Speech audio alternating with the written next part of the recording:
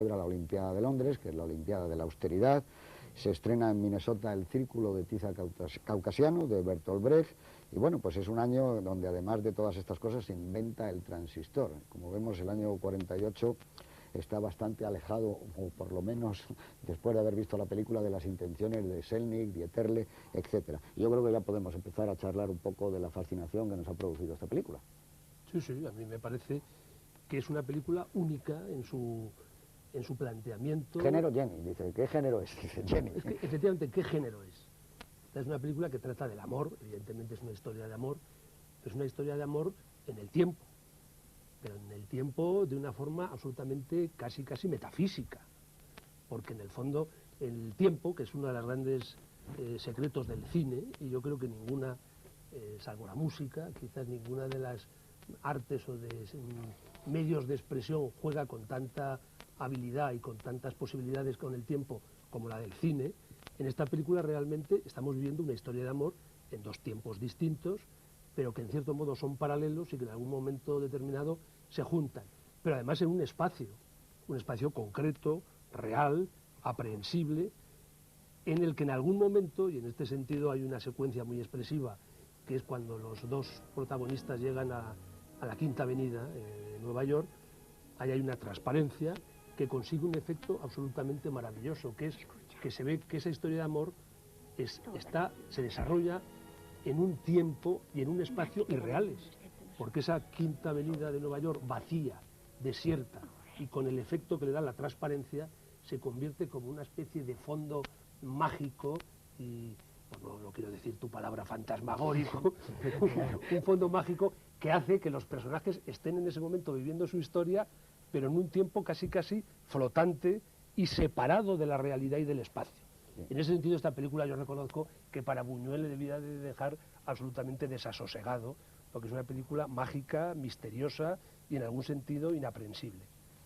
Yo creo, perdona, pero es el único paseo, digamos, real, entre comillas, que ellos hacen por la ciudad, y aún así es irreal. Sí. Es que yo creo que la irrealidad, y pido disculpas por si el adjetivo, lo digo por si me pasa como a José, que nos echamos encima de él al decir fantasma. Si el adjetivo irreal, metafísico, fantástico no es el adecuado, pero todos nos entendemos. Quiero decir que el aire mágico, yo prefiero la palabra encantamiento porque me parece, por muy literaria que sea, que expresa muy bien lo de que esto es una especie de cuento de hadas en Nueva York, por utilizar el título de una famosa novela.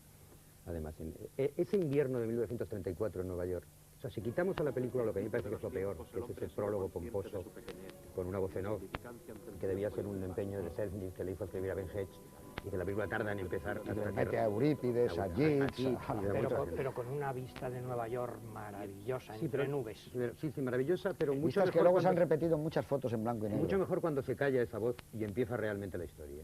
Yo creo que desde que empieza, desde que este pobre, hambriento y amargado pintor, que es Ibsen, va a esa tienda, y además hay un plano absolutamente maravilloso, que es que en la placa del nombre de la tienda se refleja el tráfico de Nueva York, o sea, como si la vida real estuviera en otro término, y la vida que hay en primer término es la de la soledad de este hombre que entra en esa tienda. A mí desde que entra en esa tienda, que es como si entrara en casa de la hada madrina, porque inmediatamente va a apoyarle Ethel Barrymore, realmente. Y a mí me parece que ya hay un tono fantástico y totalmente fuera de lo habitual desde ese momento, antes de que aparezca Jenny. Está preparándose la aparición de Jenny, como si a partir de ese momento en que ya le compran el cuadro, y por qué se lo compran, y no quiero extenderme en esta secuencia porque ya me extenderé en otro momento cuando tenga ocasión, se lo compran como si ahí empezara realmente ese milagro que va a ser, no los tiempos paralelos. Me han regañado algunas veces diciendo que a ti, Antonio, te corrijo normalmente, pero debe ser que soy yo.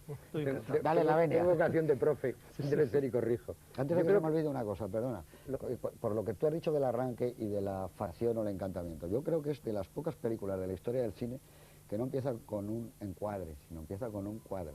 Es decir, que no son cuadros, no son encuadres, son cuadros. La textura de Cañamazo que la metido y esa trama cuadro, claro. Es como si estuviéramos dentro del mundo personal del pintor. Sí, eso es muy bonito, porque ya estás entrando en un clima distinto, no es una película. Decía siempre que la naturaleza imitaba al arte. Entonces él cuando refleja la naturaleza, la refleja como si fuera arte. El plano de Jenny vestida de blanco, cuando la están pintando, ya ese plano casi parece el cuadro en sí mismo. Sí. Realmente. Joseph Cotten, en su autobiografía, cuenta que cuando estaba rodando otra película con Aldrich, en que los extras se fueron por parejas a hacer sus cosas, por ahí exactamente igual que se las habían visto hacer a los toros y a las vacas, dice, sentí la necesidad absoluta de escribirle una carta a Dieterle diciéndole, la naturaleza no siempre imita el arte, a veces la naturaleza imita a la naturaleza, decía Joseph Cotten. Bueno, me he enrollado bastante, pero quería decir una cosa solo y ya os doy el pie.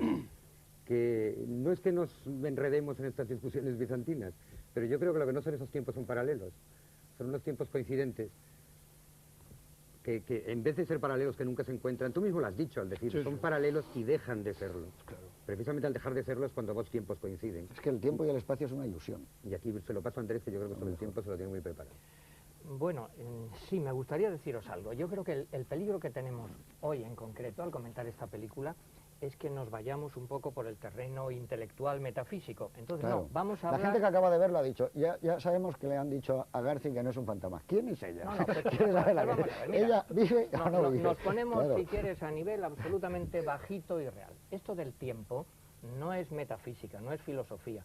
Cualquier persona que nos esté viendo tiene experiencias del tiempo Sí, eso es verdad. un poco extrañas. Primero, Sí, señor. lo que se llama en psicología el déjà vu, o sea, esa sensación que llegas a un sitio y dices, ya lo he conocido. Eso le ha pasado a cualquier persona. Esos presentimientos, cualquier persona. El tiempo circular, que se repiten las cosas. Y bueno, lo que pasa aquí es sencillísimo. Si queréis os digo la cronología Sí, sí. interna y digamos la explicación que yo le doy, que es elementalísima, pero vamos, de primero de EGB. Bueno, esta película sucede, yo me lo he apuntado ahí, en 1934.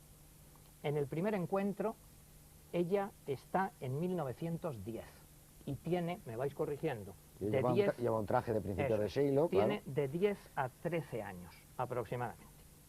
Segundo encuentro, 3 años después, 1913. Ella tiene, por lo tanto, 13 a 16. Luego, ella no acude, él investiga, seguimos en 1913, mueren sus padres, 1913. Quinto encuentro, aparece en el taller. Han pasado 6 años, que estudió ella 6 años en el convento. Luego estamos en 1919, ella tiene de 19 a 22 años. En el convento, 19. En el parque ya ha concluido el retrato, es el comienzo del verano del año 20. Ella tiene de 20 a 23. Y el huracán sucede 5 de octubre del 20. O sea que aquí no hay nada de fantasmagoría, es todo concretísimo. Conclusiones que saco, que es, bueno, muy sencillo. Si ella en 1910 tiene de 10 a 13 años, quiere decir que ha nacido más o menos con el siglo. ¿Nos quedamos con esa idea? Sí, sí, claro. Y él, en 1934, podemos suponer que tiene 34 años, Sí. es decir, que ha nacido con el siglo. No tengamos la idea de un viejo con una joven, que los dos han nacido prácticamente en el mismo año, que han podido conocerse con la misma edad, pero el destino lo ha impedido. Entonces ahí tengo que hablar de una frase que todos usamos en la vida cotidiana, la media naranja, y que es, perdón, desde Sí, sí, Platón, el mito. Resulta que de todos los seres humanos que ha habido en el mundo, yo solo puedo ser feliz con una media naranja, con otro medio que me complementa. Entonces la tragedia es ese medio, lo dice la película, y si no nace a la vez que yo en mi propio país, ¿no será que yo hubiera sido feliz con una mujer del siglo XV Claro, claro. de Florencia? Entonces aquí ha habido un desfase que se va recuperando. Ellos podían haber vivido juntos y felices, y ella al revés que Peter Pan lo que quiere es crecer rápido. Exacto, para rápido. recuperar Eso eso, quería puntualizar. crecer rápido para Hay llegar un momento en que a ella la dice, vez estoy que... creciendo muy deprisa para Lo llegar. dice muchas veces, Claro, claro. el amor vence al tiempo aquí. Sí, Claro. excepcionalmente, y por eso nos hacemos la ilusión. De que por eso nos gusta tanto, Por eso, además. y aunque acabe, digamos, mal, pues al final ella dice, hasta que volvamos a vernos. La idea tan consoladora, por lo menos, de que el amor vence al tiempo, vence a la muerte y es eterno. Entonces esto hay que entenderlo como un niño, sin prejuicios intelectuales. Cualquier persona puede comprenderlo, que yo a lo mejor hubiera sido feliz con una mujer de otro tiempo, y a este pintor, a través del arte, se le da la maravillosa oportunidad de reencontrar el amor que justito por unos años no había encontrado. Entonces esto no son teorías metafísicas. Pero es que además en la película, y vuelvo a mi predilección por la otra historia de la película, hay una... ¿A ti te gusta Ethel Barrymore? No, claro, es Claro. que hay otro problema de tiempo Pero también. te gusta la historia de amor de Ethel Barrymore con Ibsen. Claro. O sea, Ethel Barrymore se enamora de un hombre mucho más joven que ella, a una Claro. edad en que ella lógicamente no puede vivir esa historia de amor.